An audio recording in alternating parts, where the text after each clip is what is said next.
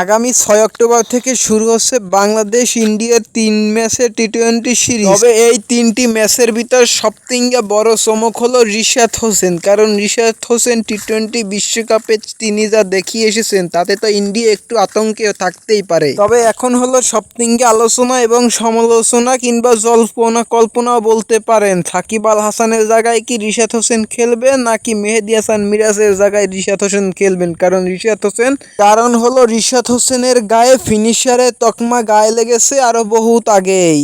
এখন দেখা যাক বাংলাদেশের হেড কোচ হাতুরু সিং রিশাদ হোসেনকে দলে রাখে কি না, সেটাই এখন সবথেকে বড় প্রশ্ন।